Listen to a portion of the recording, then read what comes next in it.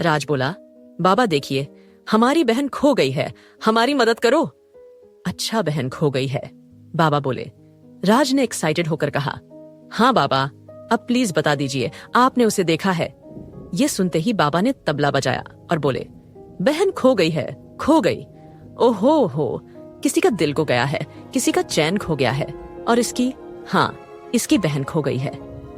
Oh my God, what rubbish is this. कोई तो रोको इस बाबा को। राज फ्रस्ट्रेट होकर चिल्लाया।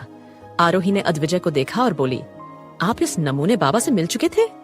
अद्विजय हंसते हुए बोला, जब मैं नीलमणि पैलेस को देखने आया था तब। आरोही बोली, लेकिन एक यही है जो हमारी मदद कर सकते हैं, अब क्या होगा? कहो तो इस बाबा से चाकू की नोक पर सब उगला लूं?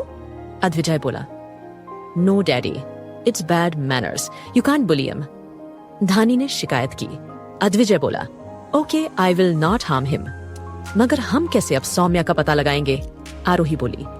धानी ने कहा, मम्मा, मैं उनसे बात करती हूँ। डैडी, मुझे नीचे उतारिए। धानी ने अद्विजय से कहा।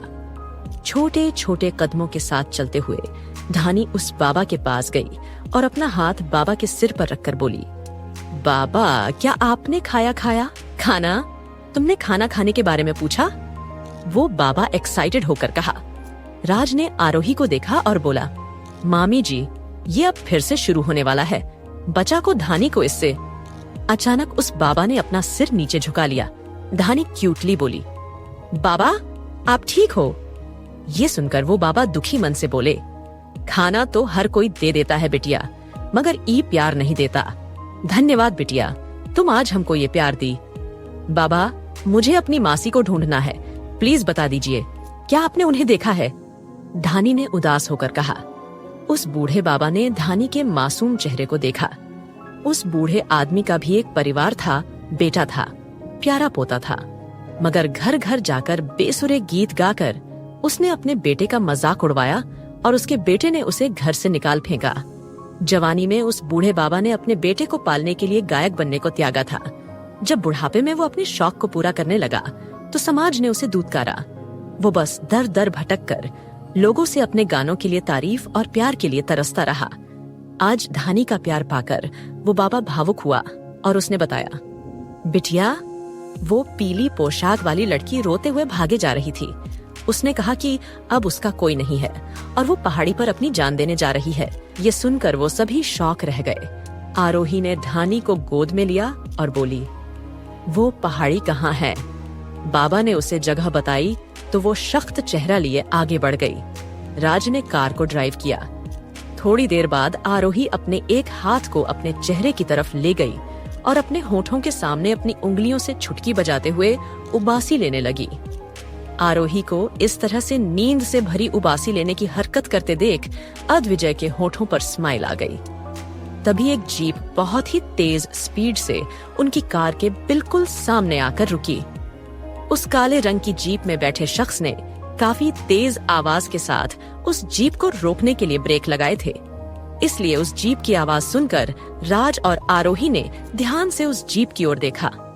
उन दोनों ने देखा कि उस जीप में से एक आदमी जो कि जीप की ड्राइविंग सीट पर बैठा था, वो बहुत ही हड़बड़ी में जीप से बाहर उतरता हुआ उन सभी की तरफ ही आने लगा। राज ने देखा कि वो आदमी कोई और नहीं बल्कि उसके ही मामा के खास आदमियों में से एक दंश था। दंश जैसे ही जल्दी दौड़ता हुआ राज के पास आया। राज ने उस आदमी से पूछा, क्या हुआ है दंश? आप इतने हड़बड़ाए हुए क्यों लग रहे हैं और तुम यहाँ कैसे आए? राज की बात सुनकर दंश गहरी सांस लेते हुए कुछ बोलने की कोशिश करने लगा, लेकिन राज और आरोही को उसकी कही हुई बातें समझ नहीं आ रही थी। तभी राज ने दंश से कहा, शांत, पहले आप थोड़ी देर शांत हो जाइए, उसके बाद आराम से अपनी बात कहना। राज की बात सुनकर दंश थोड़ी देर के लिए शांत हो गया और गहरी सांसें लेने लगा। कुछ सेकंड्स बाद वो धीर नॉर्मल होने लगा। जब राज ने देखा कि दंश अब नॉर्मल दिख रहा है, तब वो दंश से बोला, अब कहिए दंश, आप क्या कहना चाह रहे थे? राज की बात का जवाब देने के लिए दंश ने एक पल नहीं गवाया और राज से बोला, मुझे आपको कुछ बताना है। बहुत ही जरूरी बात है जो आपका जानना जरूरी है। राज ने हैरानी से दंश की ओर देखते हुए उसे कहा, जरूरी बात वो भी हमें जानने की जरूरत है। ऐसी क्या बात है दंश? कहो, क्या कहना चाहते हो? दंश ने एक गहरी सांस लेते हुए राज से कहा, देखिए, हम जो आपसे कहने जा रहे हैं वो बात बिल्कुल 16 आने सच है। जानते हैं, हम जो बात आपसे कहेंगे वो बात सुनते ही आप हम पर बहुत ज्यादा गुस्सा होंगे, लेकिन हम आपसे वो बात बिल्कुल भी नहीं छुपा सकते। राज ने जब दंश की बातें सुनी तो वो बहुत ज्यादा इरिटेट हो गया, क्योंकि दंश काफी देर से वो बात नहीं बता रहा था जो उसे बतानी चाहिए थी। वो तो बस इधर उधर की बात करके उसका समय बर्बाद कर रहा था। इसलिए राज ने इस बार बड़ी सख्ती से दंश से पूछा, मुद्दे की बात करो श्याम। तुम जो कहना चाहते हो हमसे तुम बस वही बात कहो, ना कि आगे क्या होगा और क्या हो सकता है कि बातें करके हमारा समय बर्बाद न करो। दंश समझ गया था कि आगे उसे अब वो ही बात बतानी चाहिए अपने मालिक को जो वो बताने आया है, वरना उसके मालिक बिना उसकी पूरी बात सुने ही गुस्से में आ जाएंगे। दंश ने बड़ी हिम्मत करके राज से कहा, मैंने सौम्या जी को कोठे पर जाते देखा है।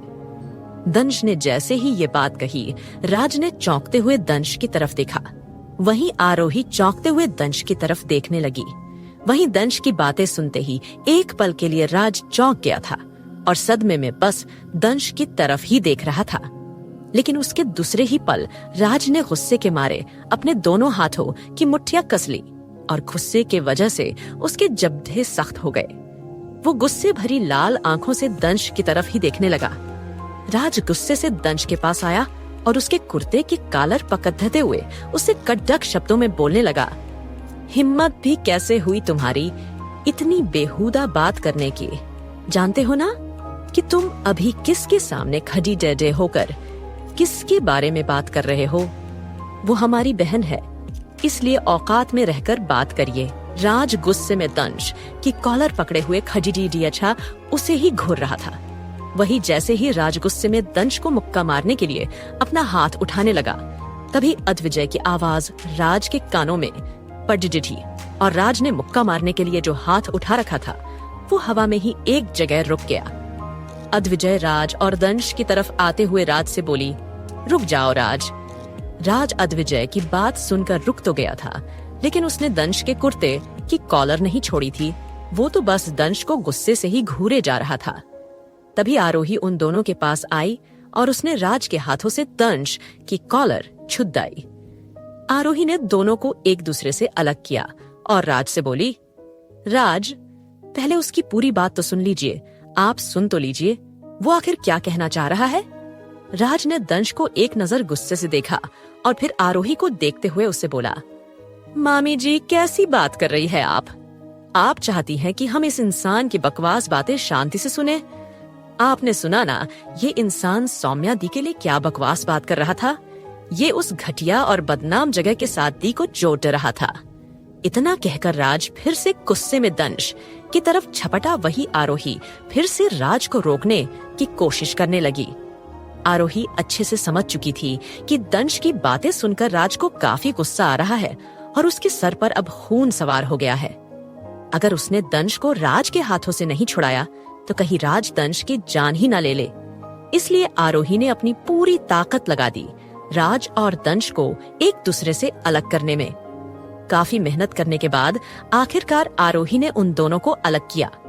वही इतनी सी देर में राज ने दंश के चेहरे पर कई मुक्के जट्टिश दिए थे, जिसकी वजह से दंश के मुंह से खून भी बहने लगा था और उसका चेहरा चोट की वजह से सूज भी गया था। आरोही ने राज को शांत रहने को कहा।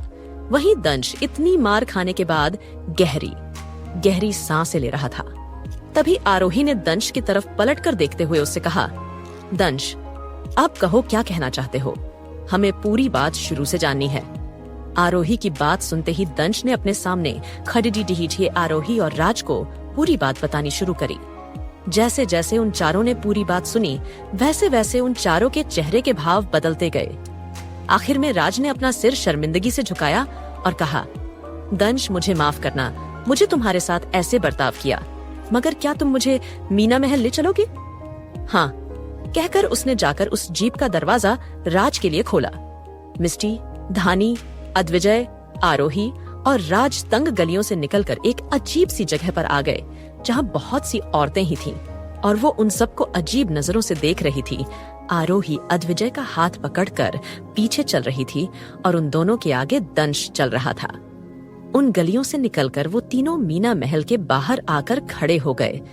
दंश ने कहा, मुझे लगता है अभी भी हमें किसी की मदद ले लेनी चाहिए क्योंकि पुलिस तक यहाँ किसी की नहीं सुनती। अद्विजय ने कहा, दंश डरो मत, हम देखते हैं। इतना कहकर वो आगे बढ़ा।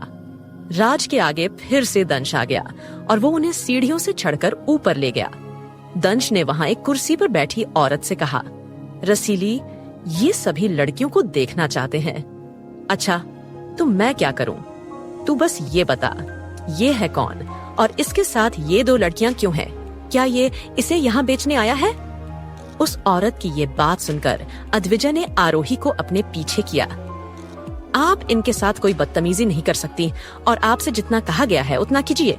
लाइए सभी लड़कियों को हमारे सामने। राज ने अपने गुस्से को दबाते हुए कहा। रसीले ने सोचा कि शायद वो लोग कुछ ज्यादा ही अमीर होंगे और उसके हिसाब से जो जितना घमंडी इंसान वो इतना अमीर, इसीलिए उसने अपने एक आदमी को सभी लड़कियों को बाहर लाने के लिए कह दिया। कुछ ही देर में काफी सारी लड़कियां उनके सामने थीं, मगर उनमें उसे सौम्या कहीं नहीं दिखी। तो आरोही बोला, सौम्या नहीं है यहाँ। आरोही की ये बात सुनकर रसीले चिढ़ गई और वो अपने 2 आदमियों से बोली, जरा उस दरोगा को यहाँ लाना, वही इस सनकियों का दिमाग ठिकाने लगाएगा। उस औरत की बात सुनकर वो दोनों आदमी कुछ पुलिस वालों को लेकर लौटे। वहीं उन पुलिस वालों ने जब अद्विजय को देखा तो वो हक्का बक्का रह गए और उन्होंने डरते हुए कहा, मिस्टर रावत, आप यहाँ बताइए, आप यहाँ किस लिए आए हैं? हम आपकी मदद करेंगे, हमें यहाँ मौजूद हर लड़की को देखना है। अद्विजय ने कहा। उसकी बात सुनकर उस कांस्टेबल ने अद्विजय के आगे आगे हर कमरे के दरवाजे खोले, मगर उसे कई कमरों को देखने के बाद भी सौम्या नहीं दिखी। वहां बस एक आखिरी कमरा बचा था। अद्विजय आखिरी उम्मीद लिए उसके अंदर गया, मगर उसे वहां भी सौम्या नहीं दिखी। तो वो सभी निराश हो गए। मिस्टी ने आरोही के कंधे पर हाथ रखा और कहा, बाबीसा, मिल जाएगी। तभी अचानक राज के चेहरे के भाव बदले और उसने कहा, मामी जी, वो यहाँ हैं, मुझे अभी उनकी आवाज आई। सौम्या, बाहर आओ, देखो तुम्हारी दोस्त तुम्हारे लिए परेशान है, आरोही ने कहा। उसके कहते ही आरोही ने भी महसूस किया कि उस कमरे से किसी के सिसकने की आवाज आ रही है, तो उसकी आंखों में भी चमक आ गई और वो झुककर बिस्तर के नीचे देखने लगी, मगर वहां सौम्या नहीं थी। ये देख राज वहां रखी एक अलमारी की ओर बढ़ गया और उसने उसे खोल कर देखा तो वहां सौम्या सिकुड़ कर बैठी थी और सिसक रही थी। सौम्या दी, आप यहाँ हो, देखो हम यहाँ आए हैं, मामी जी भी हैं, आओ बाहर आओ, राज ने कहा। मगर तब भी सौम्या बाहर नहीं आई तो आरोही बोली, राज, वो डरी हुई है, उसे बाहर निकालो। आरोही की बात सुनकर राज ने सौम्या की नाजुक बाजुओं को पकड़ा और उसे अपनी बाहों में लेकर कमरे से बाहर आया। सौम्या ने उसके कपड़े पकड़कर धीमी आवाज में कहा, हम किसी के लायक नहीं हैं, छोड़ दीजिए हमें यहीं। खबरदार, अगर ऐसी बातें फिर से जुबान से निकाली तो। उसके इतना कहने पर सौम्या चुप हो गई। वहां से बाहर निकलकर वो सभी कार में बैठे। आरोही ने सौम्या के सिर को अपनी गोद में रखकर उसे शांत करने की कोशिश की। उसी दिन वो सभी मुंबई के लिए निकल गए। जब ये सारी बात अनिका जी को पता चली तो वो सौम्या के लिए परेशान हो गए। वहीं अब अद्विजय ने दंश को माफ कर दिया था। दंश अद्विजय के पास आकर बोला, बॉस, मुझे आपको कुछ बताना है, कहो। अद्विजय ने उसे बोलने का इशारा किया। दंश बोला, बॉस, धानी के लिए डोनर मिल गया है। ये सुनकर अद्विजय काफी हैरान हुई और बोला, कौन है वो donor? I want to meet her और him immediately. Review comments. Dhani के लिए डोनर मिलने की बात सुनकर अद्विजय इमीडिएटली हॉस्पिटल के लिए निकल गया। सौम्या इन दिनों कुछ ट्रॉमेटाइज्ड थी, इसलिए उसका मूड सही करने के लिए धानी ज्यादा समय तक उसी के साथ बिता रही थी और अद्विजय मिस्टी को तो लगभग किडनैप ही करके लाया था, जो अब अपने सगे भाई को देखने तक नहीं जा सकती थी। आरोही ने अपने रूम में नींद भरी आंखों के साथ लैपटॉप को खोला। आरोही ने अर्जेंट पैसा कमाने के लिए एक कॉन्टेस्ट के बारे में पता किया था जो न्यू आइडियाज लेकर आने वाले फैशन डिजाइनर के लिए थे। आरोही ने अपने मन से कुछ कॉपी पर कुछ डिजाइन्स तैयार किए। उन्हें तैयार करने के बाद उसने उन्हें ऑनलाइन पोस्ट किया। एक लड़की ने उसकी डिजाइन्स में कुछ खामियां बताई। आरोही ने जल्दी से उस आईडी की ऑनर से बात की और ऑनलाइन उसने उस लड़की से दोस्ती कर ली। रात में उसने कुछ आइडिया सोचे और डिजाइन्स को बनाया। उस लड़की जिसका नाम प्रिया था उसे भेजे। प्रिया ने उसके साथ काम करने का ऑफर दिया। इस सब में रात के 12 o'clock गए थे। सारा काम खत्म कर आरोही ने अद्विजय से बात करने के लिए फोन उठाया क्योंकि वो आज रात के 12 o'clock पर भी घर नहीं आया था। क्या आप आज घर नहीं आ रहे हैं? आरोही ने मैसेज भेजा। अद्विजय ने तुरंत वो मैसेज सीन कर लिया। तभी उसने अद्विजय को एक और मैसेज किया। क्या मैं आपसे एक सवाल पूछ सकती हूँ? तुरंत ही उसके मैसेज का रिप्लाई आया। पूछो। आरोही ने पूछा, क्या आप मुझसे नफरत करते हैं? दूसरी तरफ से इस सवाल पर रिप्लाई आया नहीं आया तो आरोही ने एक और सवाल किया, क्या आपको किसी की याद नहीं आती? किसी की भी लायक मानधानी? इस पर अद्विजय का रिप्लाई आया, तुम्हें। आरोही ये मैसेज देख शर्मा गई और उसने फिर से पूछा, तुम्हें का क्या मतलब है? इस पर अद्विजय का कोई रिप्लाई नहीं आया। फिर आरोही ने दोबारा डरते हुए एक सवाल किया, क्या आप मुझसे डाइवोर्स लेंगे? बिकॉज आपको कभी तो फैमिली की कमी होगी और दादी को भी आपके लिए एक अच्छी वाइफ और वारिस चाहिए ना। आरोही बेवकूफ की तरह सवाल किए जा रही थी जबकि उसके सवालों का अब कोई भी रिप्लाई नहीं आ रहा था, जिसकी वजह से आरोही ने सवाल करना बंद कर दिया। जब उसे लगा कि अद्विजय उसे कोई रिप्लाई नहीं देगा, तभी एक रिप्लाई आया जिसमें लिखा था, मैं कुछ देर में घर वापस आ जाऊंगा, फिर तुम अपनी सारी ओवरथिंकिंग मेरे साथ शेयर कर सकती हो। ये मैसेज पढ़कर अचानक आरोही के चेहरे पर मुस्कान आ गई। उस रात को खूब मेहनत करती रही और वो जिस लड़की से ऑनलाइन बात करती थी उसको उसने अपने कई डिजाइन्स भेजे थे। उस लड़की ने उसके सभी डिजाइन्स के लिए उसे 9 लाख रुपए भेजे थे। आरोही ने उन डिजाइन्स को भेजने के बाद उसने उनको लैपटॉप से डिलीट भी कर दिया था। वहीं दूसरी ओर जिस लड़की ने आरोही के वो सभी डिजाइन्स खरीदे थे उसका नाम प्रिया गुप्ता था, जो कि इंडिया के एक फेमस बिजनेसमैन की इकलौती बेटी यशिका सिंघानिया की असिस्टेंट थी। यशिका सिंघानिया एक ऐसी लड़की थी जो कि अपने आप को हर चीज में बेस्ट बनाना चाहती थी। स्कूल टाइम में वो नॉर्मल बच्चों से ज्यादा पढ़ाई करके हमेशा टॉप करती थी। उसे हर चीज में परफेक्ट रहने की आदत थी और उसे अपने लिए भी हर चीज बेस्ट चाहिए थी। जब एक वो मॉडल बनी तो उसने फैशन डिजाइनिंग में भी अपना हाथ आजमाया, मगर उसके डिजाइन्स लोगों को कुछ खास पसंद नहीं आए। हालांकि उसके फेम के कारण ही उसकी ड्रेसेस को कोई रिच आदमी खरीद लेता था। यशिका की असिस्टेंट प्रिया काफी टाइम से एक ऐसी स्टूडेंट की तलाश में थी जो कि अपने बेहतरीन डिजाइन उन्हें बेचे और उन पर नाम यशिका का हो। और जब उसे आरोही जैसी टैलेंटेड लड़की मिल गई थी तो अब वो उसका यूज कर सकती थी। एक कुर्सी पर बैठी यशिका ने अपनी असिस्टेंट से आरोही की डिजाइन्स के बारे में सुना तो उसके चेहरे पर एक स्माइल आ गई और उसने कहा, कॉल करके उस लड़की को बुलाओ, मैं उससे दोस्ती करना चाहती हूँ। मुझे लगता है कि हम उसका और फायदा उठा सकते हैं। प्रिया ने कहा, मैम, मैंने कोशिश की थी मगर उस लड़की ने कहा कि वो किसी से मिलना नहीं चाहती। तो क्या तुम मुझे उसके एड्रेस के बारे में बता सकती हो? मैं उसे वहीं मिलने चली जाऊंगी। प्रिया ने अपनी मैम को आरोही के एड्रेस के बारे में बताया। आरोही ने उसे गलत एड्रेस दिया था। जाहिर था वो किसी को रावत विला नहीं आने देना चाहती थी।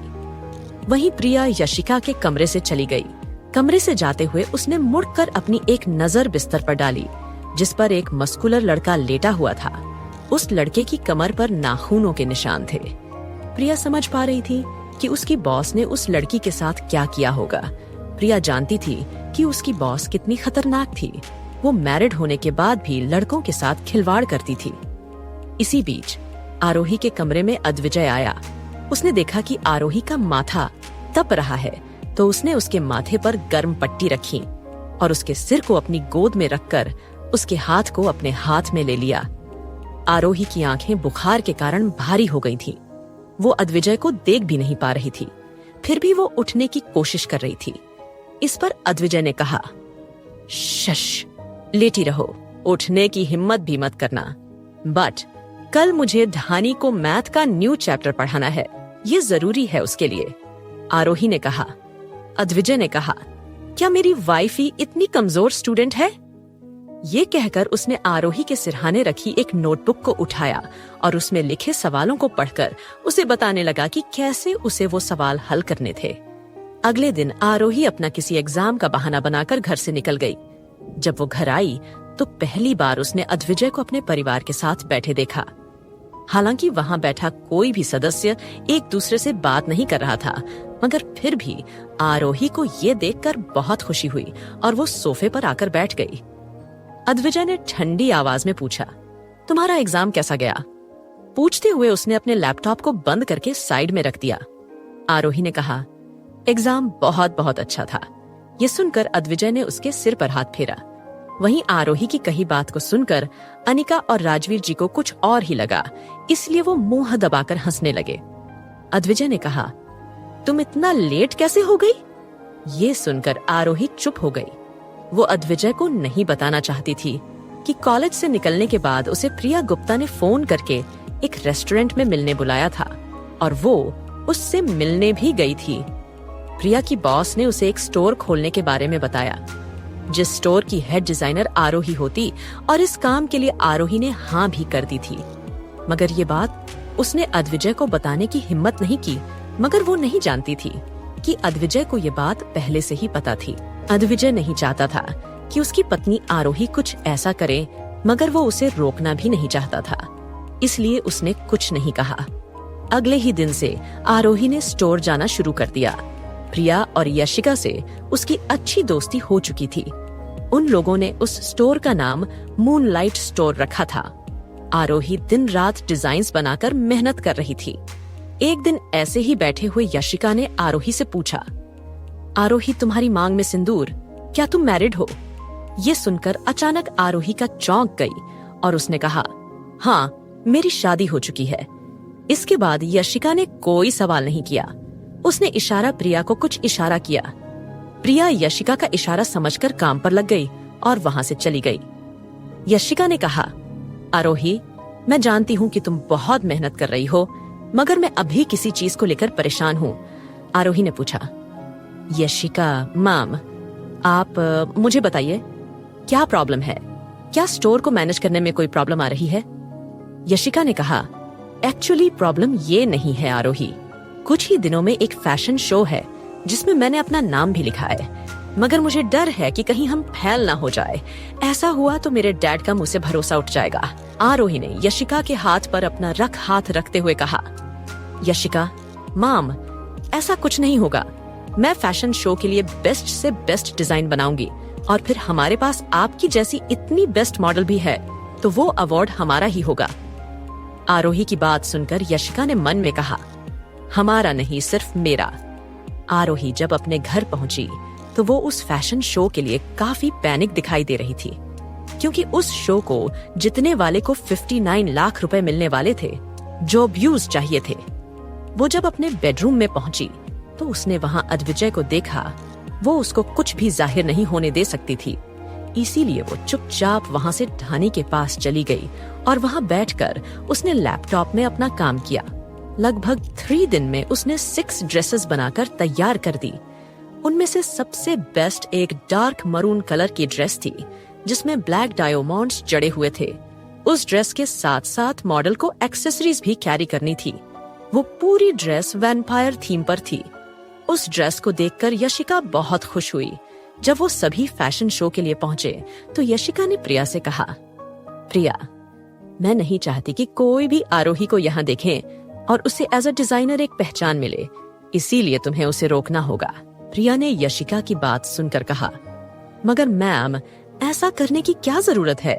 इस फैशन शो के लिए डिजाइनर के तौर पर तो आपका ही नाम है ना? यशिका ने एक जहरीली मुस्कान के साथ कहा, मैं नहीं चाहती कि वो लड़की मेरी आंखों के सामने भी नजर आए। मुझे उसे देखकर नफरत होती है। प्रिया ने यशिका की बात को न मानने की हिम्मत नहीं की। जब स्टेज पर उनकी ड्रेसेस को दिखाया जाना था तो स्टेज के पीछे खड़ी होकर आरोही ये सब अपनी आंखों से देखना चाहती थी, मगर प्रिया उसके पास आई और उसने कहा, आरोही प्लीज मेरे साथ चलो, मुझे तुम्हारी मदद की जरूरत है। क्या हुआ? आरोही ने सवाल किया तो प्रिया बोली, वो लेडीज वॉशरूम के पास काफी सारे आदमी हैं, तो मुझे बहुत डर लग रहा है। आरोही प्रिया की बात सुनकर उसके साथ जाने के लिए तैयार हो गई। वॉशरूम के बाहर ही आरोही उसका इंतजार करने लगी, मगर अंदर से अचानक प्रिया चिल्लाई। प्रिया के चिल्लाने की आवाज सुनकर आरोही लेडीज वॉशरूम के अंदर गई। तभी किसी ने पीछे से उसे धक्का दिया और उसे वॉशरूम में बंद कर दिया और स्टेज के पास आकर उसने यशिका को काम हो जाने का इशारा किया। उन सभी ड्रेसेस को पहनकर जाने वाली मॉडल साइड में खड़ी हो गई। आखिर में उन सब के बाद यशिका आई और उसने उसी वैम्पायर थीम वाली ड्रेस को पहनकर रैंप वॉक किया, मगर उसने उस ड्रेस के साथ आरोही की बनाई ज्वेलरी को नहीं पहना था, जबकि उस ड्रेस की खासियत वही ज्वेलरी थी। जब यशिका स्टेज पर आई तो सभी जजेस उस लास्ट ड्रेस को देखते ही रह गए। साथ ही वो वहां यशिका को देखकर हैरान थे। यशिका एक टॉप मॉडल थी और एक नए डिजाइनर के द्वारा यशिका को हायर किया गया था। ये सोचकर सभी लोग आश्चर्य में थे कि आखिर डिजाइनर था कौन। मगर जब माइक पर यह बताया गया कि असल में यशिका ही डिजाइनर है, तो लोग अपनी जगह से खड़े होकर यशिका की तारीफ करने से खुद को रोक नहीं सके। हर कोई उसके लिए क्लैपिंग करने लगा। उसके बाद जितने भी डिजाइनर की ड्रेस को मॉडल्स पहनकर आए, उनको किसी ने कोई खास तवज्जो नहीं दी। प्रिया ने यशिका से पूछा, मैम अब तो काफी देर हो गई है, मुझे आरोही के पास जाना चाहिए, और अगर किसी ने आरोही को बाहर निकाल दिया और उसे वहां पर मैं नहीं दिखी तो उसे हम पर शक हो सकता है। प्रिया की बात सुनकर यशिका ने उसे जाने का इशारा किया। प्रिया जाकर वॉशरूम के बाहर खड़ी हो गई। तभी एक घबराई हुई लड़की प्रिया के सामने वॉशरूम में गई और उसने आरोही की आवाज सुनकर दरवाजा खोल दिया। आरोही ने बाहर आकर उस लड़की को थैंक्स कहा। आरोही को देख प्रिया ने नाटक करते हुए कहा, आरोही तुम यहाँ वॉशरूम में थी, मैं तुम्हें कहाँ कहाँ ढूंढ रही थी। प्रिया की बात सुनकर आरोही वापस अपने होश में आई। उसने उससे कुछ नहीं कहा और वहां से चली गई। अचानक अद्विजय ने उसे मैसेज कर पार्किंग में बुलाया। आरोही कंफ्यूज सी वहां पहुंची, कार का दरवाजा खोला और बैठ गई। उसे नहीं पता था कि अद्विजय वहां क्यों था। कुछ देर बाद वो दोनों एक रेस्टोरेंट में पहुंचे। यूरोपियन स्टाइल में बना ये कैफे काफी अट्रैक्टिव था। आरोही ने एक टेबल पर आते ही काफी कुछ ऑर्डर कर दिया। तुम इतना क्यों खाती हो? अद्विजय रावत ने अपने सामने टेबल पर रखे आइटम्स को देखा और फिर इस लड़की को देखा। उसने कभी किसी लड़की को नहीं देखा था जो इतना सारा खाना खाती थी, सिवाय उसकी माँ के। क्या गलैकत? आरोही एक पल के लिए हैरान रह गई, लेकिन फिर वो समझ गई। उसे सुबह सुबह बुलाया गया और उसने ब्रेकफास्ट नहीं किया था, इसलिए ही उसने यहाँ आते ही खाने के लिए कुछ ऑर्डर कर दिया। क्या वो लड़की जो आपको पसंद करती थी और जो आपके साथ खाना खा चुकी है, वो धीरे धीरे खाना चबाती थी और फिर बिना ज्यादा खाए बाद में कहती थी कि उनका पेट भर गया? आरोही ने पूछा। जब लड़कियां उस लड़के के साथ खाती थीं, जिसे वो पसंद करती थीं, तो वो आमतौर पर बस थोड़ा सा ही खाती थी। अद्विजय रावत ने आरोही की बात सुनकर कंफ्यूजन में सिर हिलाया, लेकिन जल्द ही उसे एहसास हुआ और उससे पूछा, क्या तुम मुझे पसंद नहीं करती हो? आरोही इन शब्दों को सुनकर पर अवाक रह गई। कुछ देर खांसने के बाद वो बेबस होकर मुस्कुराई, अपने हाथों को लहराया और कहा, नहीं, मैं सबके सामने सिर्फ और ज्यादा रियल होना पसंद करती हूँ। इनोसेंट वाइफ को संभालना मुश्किल। जब आरोही ने अद्विजय को अपने बारे में बताया कि वो लोगों के सामने हमेशा रियल होना पसंद करती है, तो अद्विजय बोला, आई लाइक इट। आरोही थोड़ी देर के लिए समझ नहीं पाई और अपने सामने बैठे अद्विजय को शक से देखा। अद्विजय रावत ने समझाया और कहा, माँ ने मुझे आज सुबह तुम्हें पिक करने के लिए कहा था, लेकिन मुझे कंपनी में अभी भी कुछ चीजें निपटानी थी, इसलिए थोड़ा लेट हो गया। एनीवे, तुम बताओ, क्या तुम फर्स्ट प्राइज जीत पाओगी? ये सुनकर आरोही दंग रह गई। क्या? कौन सा विनर? उसने अंजाम बनने का नाटक किया, मगर अद्विजय ने उसका पर्दाफाश कर दिया। कुछ देर बाद अद्विजय रावत की टेक्सटाइल कंपनी में आने के बाद आरोही असल में समझ गई कि एक बड़ी कंपनी कैसी होती थी। जैसे ही कार कंपनी के गेट के सामने रुकी, एक सिक्योरिटी गार्ड तुरंत आगे बढ़े और कार में सवार 2 लोगों का वेलकम किया। आरोही हैरान थी और उसने अचानक से अद्विजय को देखा, जो अपने चेहरे पर बिना किसी भाव के था।